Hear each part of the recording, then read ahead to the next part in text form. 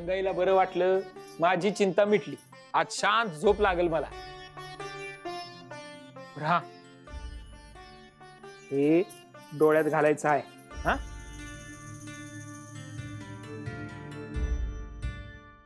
घ्या. हे काय बाबा? अगं, हे अंजन हाय बाळा.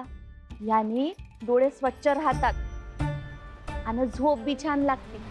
त्यांनी हे अंजन डोळ्यात घातलं की त्यांना गाढ झोप लागेल आणि त्यांचे डोळे कधीच उघडणार नाही. तुला महिषासुरांच्या समोर हजर करून मी माझा शब्द पूर्ण करणार.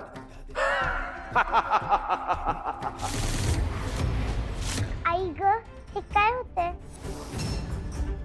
माझे डोळे चुरचुरत आहेत. जळजळ होतीये खूप.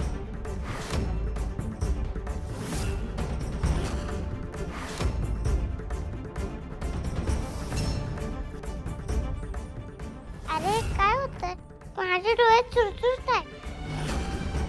खूप जळजळ होते. ते अंजन घातलं त्यामुळे होतंय सगळं.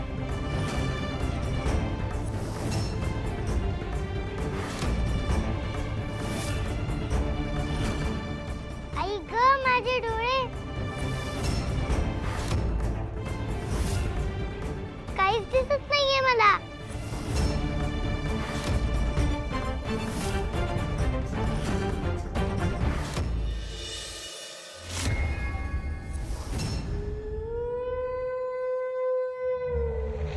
महिषा, आनंदाची वार्ता आहे. मध लवकरच जगदंबाला घेऊन इथे येईल.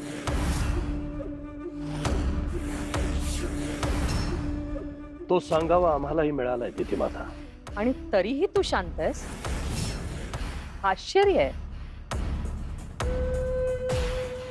दिती माता, यापूर्वी सुद्धा त्या मदाने अशा वल्गना केल्या होत्या, पण प्रत्यक्षात काय घडलं? तो स्वतः पराभूत होऊन आला. आता तो जगदंबाला घेऊन मला समोर उभा दिसत नाही, तोवर मी त्याच्यावर विश्वास ठेवणार नाही. आणि जे काही होईल शांतपणे संयमाने अनुभवण्याचं मी ठरवलंय. आधीसारखा उतावीळपणा तुझ्यात राहिलेला नाहीये हे बघून खूप आनंद झाला. दैत्यगुरु म्हणायचं ना, राजाने शांत, संयमी, धोरणी असायला हवं. तोच प्रयोग करून पाहतोय आता. पण माझं हे रूप पाहायला दैत्यगुरु स्वतः इथे असायला हवे होते. एकदा जगदंबा हाती आली की आपण शुक्राचार्यांचाही शोध घेऊ. आणि आम्हाला खात्री आहे मध आता जगदंबाच्या जवळ जाऊन पोहोचेल आणि ती त्याच्या विळख्यात असेल.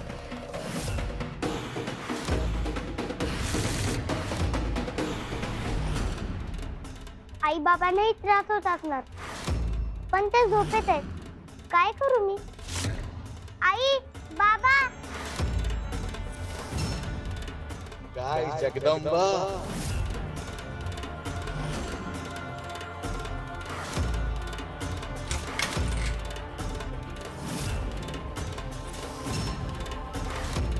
काय जगदंबे, मला मोठे डोळे करून दाखवत होतीस ना?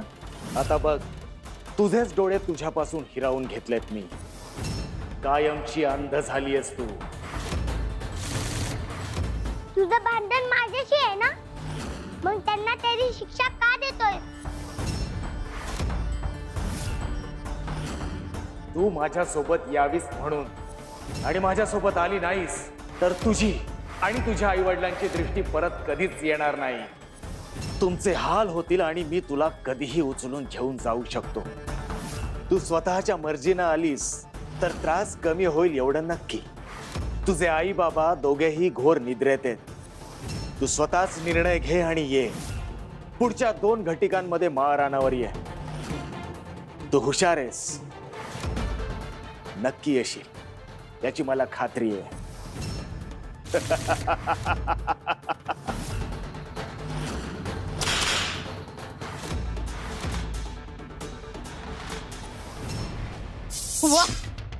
वा वा, मधने आता जगदंबाला अंध करून विजयश्री खेचूनच आणली आहे. आता जगदंबा तावडीत सापडल्यावर तर तुळजाई आपसूक अंकित होईल.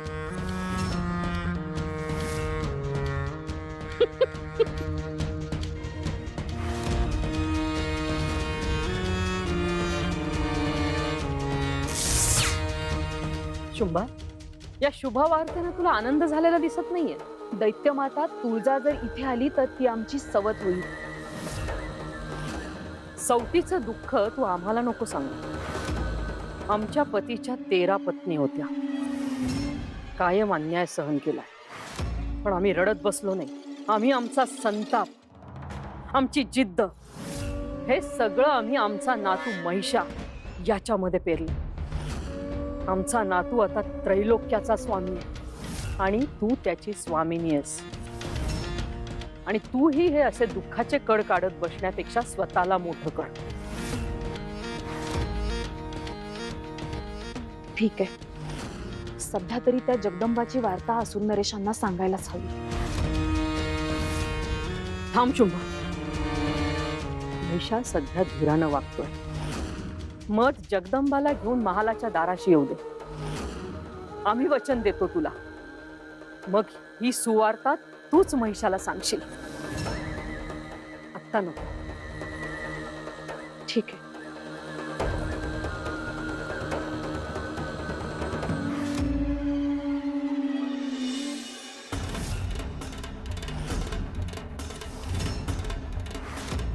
माझ्या आई बाबांचे डोळे परत आलेच पाहिजे. मग मला महिषासुराची दासी बनावं लागलं तरी चालेल. तुळजाई, मला माफ कर, मी हारले. तू योगनिद्रेत असताना या दोघांची काळजी घेणं हे माझं काम होतं, पण मी ते पूर्ण करू शकले नाही. मी मधला हरवलं होतं, पण तो परत आला.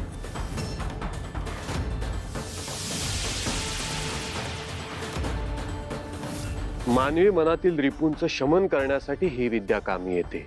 ध्यान आणि एकाग्रता ही या विद्येचे केंद्रबिंदू आहेत. ही साधना करताना साधकाला शांत, अविचल, स्थिर आणि स्थितप्रज्ञ राहावं लागतं.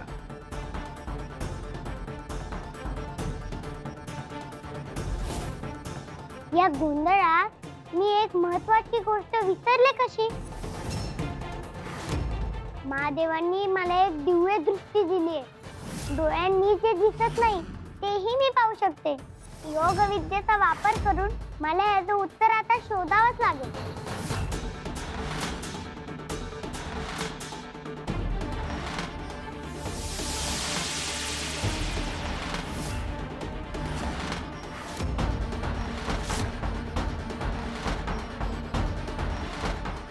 जगदंबा येणार, नक्की येणार. आणि जर ती नाही आली तर मी तिला कधीही उचलू शकतो. आता ती माझ्या तावडीत सापडलीये.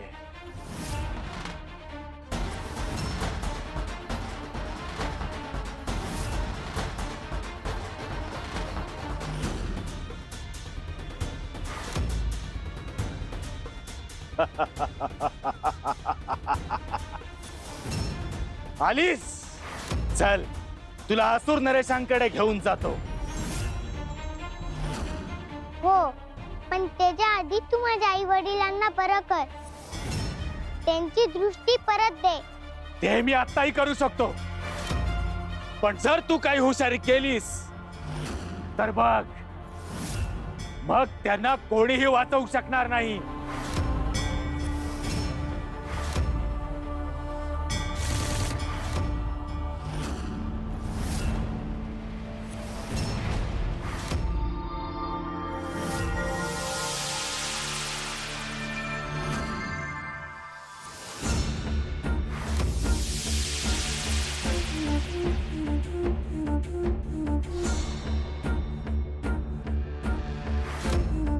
त्यांची दृष्टी आलीये.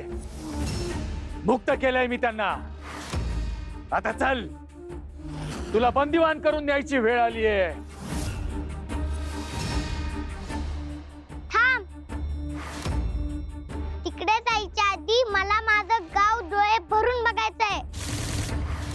तिथलं देऊळ बघायचंय, तू जायचं दर्शन घ्यायचंय. ए चल, मला फसवण्याचा प्रयत्न करतेस. तुझा कुठलाही हट्ट मी पूर्ण करणार नाहीये. मला फसवून तुझी दृष्टी परत मिळवण्यासाठीचे तुझे प्रयत्न चाललेत. असं नक्की? हो नक्की. काय करणार आहेस तू? ठीक आहे, तू मला माझे डोळे परत देणार नसशील तर मी 100 डोळ्यांनी पाहिन. म्हणजे नक्की काय म्हणायचंय तुला?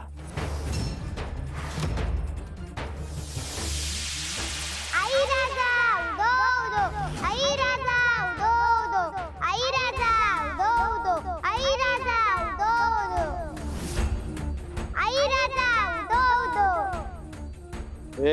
हे काय होतंय? हे काय करतेस तू?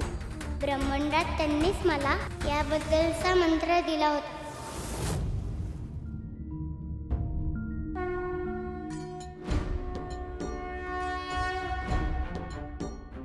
जगदंबा, 2 डोळ्यांनी दिसणं बंद झालं म्हणून उदास होऊ नकोस. तुझे 100 डोळे उघड. तुळजा तुझ्या जवळ नसताना जशी पार्वतीचं रूप असलेली अन्नपूर्णा तुझ्या मदतीला आली, तसंच आता पार्वतीच्या त्या रूपाला साथ घाल जिला 100 डोळे आहेत. अशी देवी कोण आहे माते? ती देवी म्हणजे शताक्षी. शताक्षी? हो, तिची कथा तुला थोडक्यात सांगते. दुर्गम नावाच्या असुराने ब्रह्मदेवाकडून वेद पळवले, तेव्हा पृथ्वीवर 100 वर्ष दुष्काळ पडला. तो दूर करण्यासाठी पार्वती मातेने देवी शताक्षीचे रूप घेतले, जिच्या शरीरावर 100 नेत्र होते.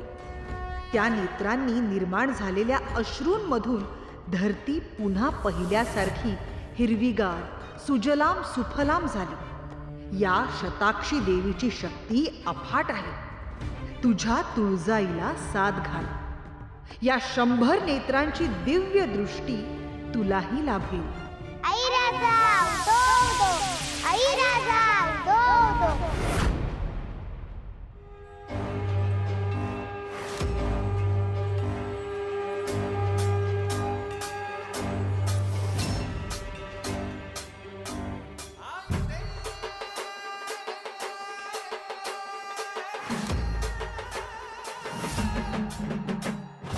ही काय माया आहे? ही माया नाही, माझ्या तुळजाईची किमया आहे. तू अहंकाराचं साक्षात रूप आहेस. तुझ्या आत असलेला गर्वच आता तुझा अंत करेल. मी एकदा तुला संधी दिली होती, पण तू पुन्हा माझ्या मागे आलास. आता तुला क्षमा नाही. अहंकाराने अंध झालायस ना तू? मग तुला या दृष्टीची काय गरज?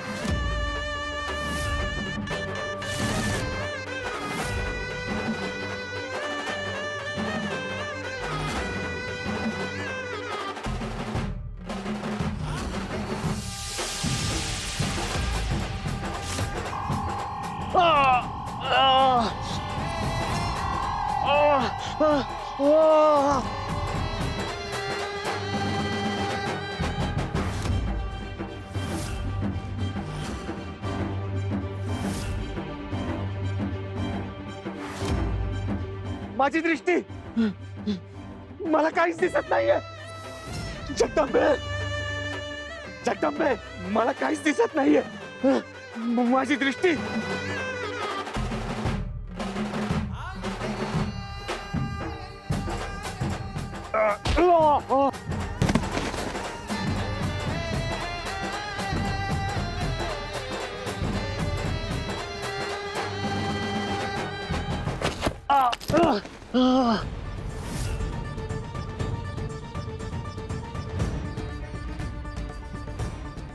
जगदंबे, जगदंबे, कुठे आहेस तू? अहंकाराने अंध झालेल्या मदा, आता तुझा कायमचा अंत करायची वेळ आलीये.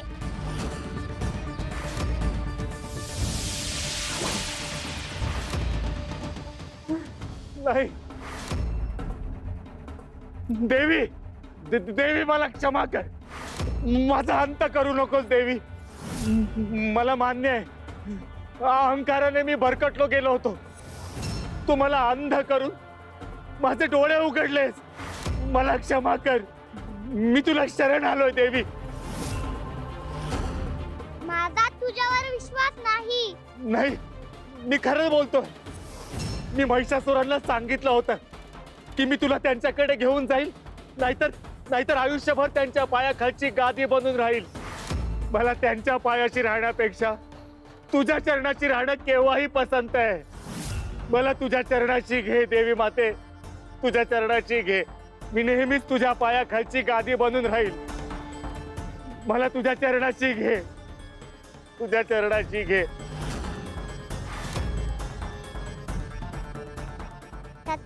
तू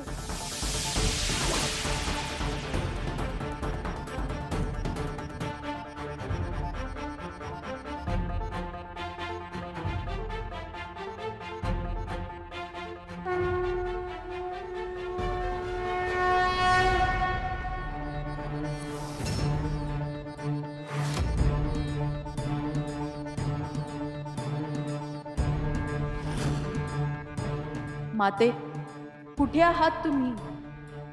आम्हाला तुमची खूप आठवण येते. तुम्ही पार्वती रूपात आमच्या पाशी नाही, तुळजाईच्या रूपात भूलोकावर गेलात. त्यानंतर कैलासावर आला नाही. नक्की कुठे आहात? तुम्हाला भेटायची आस लागली आहे माते. खूप आठवण येते तुमची. तुम्ही कधी भेटणार? अगं बाई, सकाळ होऊन गेले, आज मला जाग कशी आली नाही?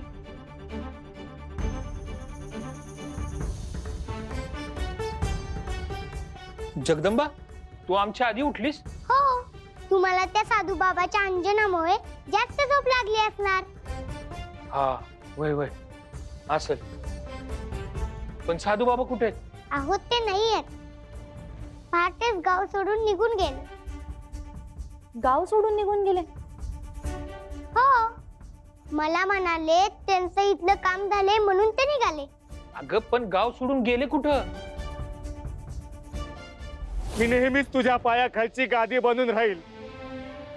मला तुझ्या चरणाची घे. तू गेले असतील देवीच्या सेवेसाठी. चला, तुम्ही पण आता लवकर उठून आवरून घ्या. धनाजी काका आले होते, त्यांनी तुम्हाला भेटायला बोलवलंय. देवळात काहीतरी काम आहे ना, म्हणून. वय काय?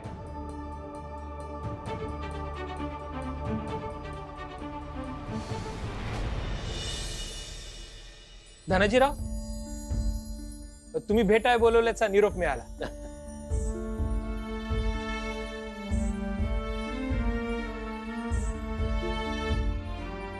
नमस्कार. जनक बाबा, गेले काही दिवस गावकऱ्यांसाठी लय कसोटीचा काळ होता, पण आता गावावरचं संकट टळलंय. हा. आमच्या डोक्यात अशी कल्पना आहे की गावकऱ्यांसाठी काहीतरी करावं. तर आमचा विचार असा आहे का येत्या चतुर्थीपासून या मंदिरात तुम्ही 5 दिवसाचा भक्तीचा सप्ताह करावा. तुम्ही देवी आईच्या कथाकथनाचा कार्यक्रम करावा. मी? अहो, पण हे कसं शक्य आहे? न जमायला काय झालं? अहो, गावकरी जेव्हा तुरुंगात होते तेव्हा त्यांना कथा ऐकून तुम्ही त्यांचं रंजन केलं, आम्ही ऐकलंय. तर तुम्हीच हा कार्यक्रम करावा अशी फक्त माझीच नाही, साऱ्या गावकऱ्यांची इच्छा आहे. ठीक आहे, पण गोष्ट म्हणलं तर हा, एक गोष्ट आहे हा. जी समद्यांना आवडेल. वा.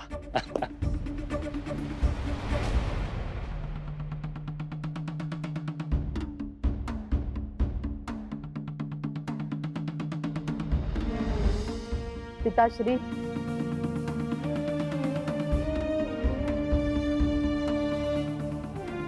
गणेशा, माता कुठे आहेत? हा प्रश्न आजच का पडला तुम्हाला? मातेची आठवण आली. पुत्राला तिची आठवण कधीही येऊ शकते ना. आम्हाला त्यांना भेटायचं आहे. त्या कैलासावर येणार आहेत का? देवींचं अवतार कार्य अजूनही पूर्ण झालेलं नाही आणि ते तुम्हाला ठाऊक आहे. त्यामुळे इतक्यात तरी त्या कैलासावर येणार नाहीत. मग आम्ही भूलोकावर जाऊ का? तिथे तरी तुळजादेवींच्या रूपात त्यांची भेट होईल. मागच्या वेळी झाली तशी. नाही गणेशा, देवी आता भूलोकीही नाहीत, त्या योगनिद्रेत आहेत.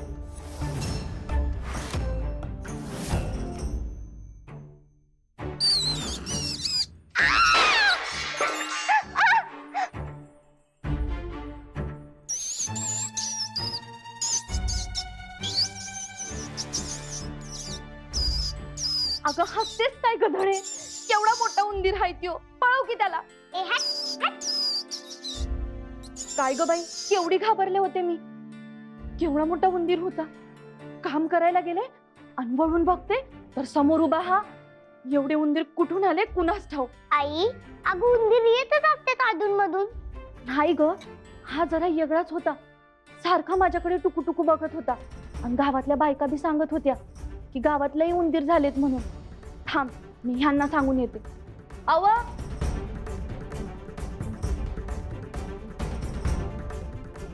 गावात एवढे उंदीर झालेत, कसे काय?